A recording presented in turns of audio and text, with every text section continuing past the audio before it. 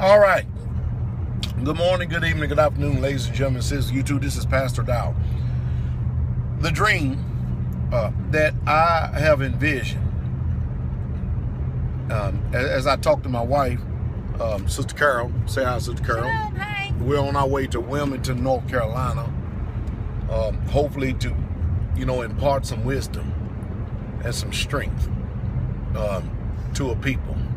That's what we're hoping to do.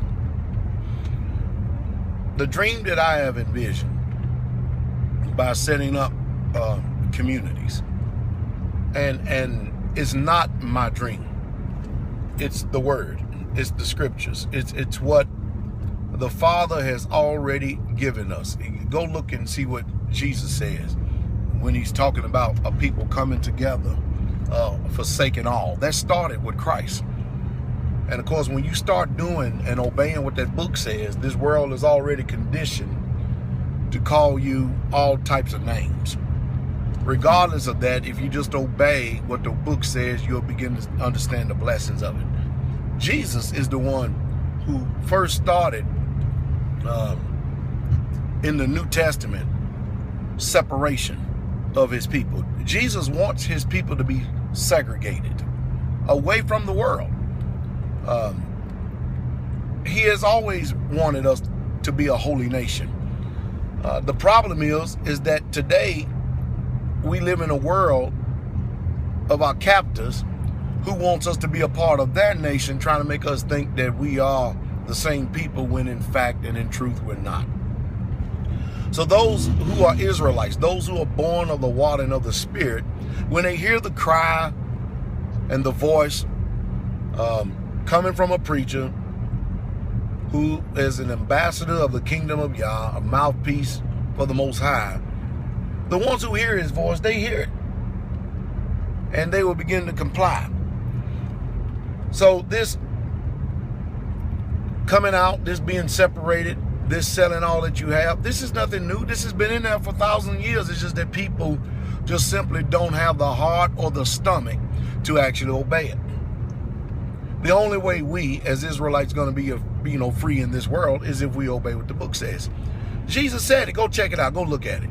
He told the people, unless a man forsake all that he has, he cannot be his disciples. Now, which one of you are willing to truly do that and then to change your attitude and spirit in the process? Then over in the book of Acts, after the death, burial, and resurrection, of the Messiah, the apostles said in Acts 2, save yourself from his untoward generation. They said that, and the believers had all things common, and no man had nothing that he called his own. You go over and look in Acts 4, you see the same thing. Real true Israelites have always been segregated, always been separated from the world. Paul spoke of the same sentiments. Come out of her, my people. Be separate. The book of Revelations, come out from among them. That's Revelations, come out of her. Come out from among them. Paul says in Corinthians. I mean, it's there, but it's the most ignored part of the message because people have no intentions of coming out of this world. They want to be in this world because they love this world. Sister Carol and I was sitting there talking because I was talking about my vision for our people, talking about the Israelites and the future of it. Is, lands are already being established and purchased and bought, and people are already moved out on them. We've got people that's part of the Straightway Truth Ministry, and what they've done is they see the vision, they catch the vision. For instance, Brother Al, community down there in Georgia, whenever him and his family come up, they bring what they're able to raise. They bring animals and give them for gifts to the ministry. But when they leave, they also leave with food. They leave with vegetables. They leave with meat, chickens and stuff that we raised. And that's the way it's supposed to be.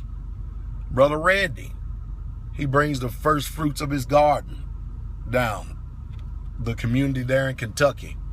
And of course, when they come to Straitway, we load them up.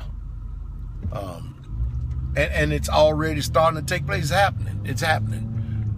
We had a sister come here who bought up a few things, and Sister Carol gave her some of the home chicken, the home chicken that we made. We grew. Or shall I say the Father grew, but we were just stewards over what he gave us. And she says, oh my, you don't believe how long this will last me. And of course, people love the food. It's happening right before our very eyes. The book says, without a vision, the people perish. And no doubt the people are perishing today. And the only hope that many of you people, if you're real true Israelites, have in this life right here is, it's rather than being forced to comply. You're better off if you consider what I say, get clear, go to the scriptures or the New Testament that I've informed you of, because, you'll see the same thing in the lifestyle of the Israelites concerning tribes and their land that the Most High gave them. But go and look at that thing and see how we're supposed to be functioning as a people and see where the blessings come. Because, you see, these people in this world have no intentions whatsoever at all of letting y'all's people go. Pharaoh is not going to let y'all's people go. So, he gave us wisdom how to navigate and how to move in this world to where, even though we're in this world, we're not of this world. And while we're here, this captivity that we're in, this exile that we're in, this diaspora that we're in, we can enjoy some sort of the fruit of the kingdom until we get there.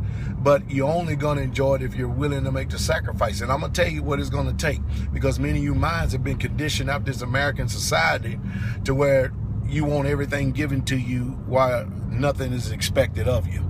And it's just not going to happen that way. It's going to cause for a lot of blood, sacrifice, sweat, and tears, which most of you in your mind is not willing to do. You can't continue to keep functioning out this world and expect change. You can't. You can't continue to keep doing the same things that you've always done and expect change. Most people have tried. Many people have tried to do what I've suggested and stuff, only to be unsuccessful because spiritually they wasn't ready. And they really truly didn't follow me and listen to my words like I had said to them in order for them to be and have a benefit. But it does work. It is a truth. And you may go through, I know one thing is straight, you'll go through a lot of people before you'll get one pearl of great price, because humans are really truly something else.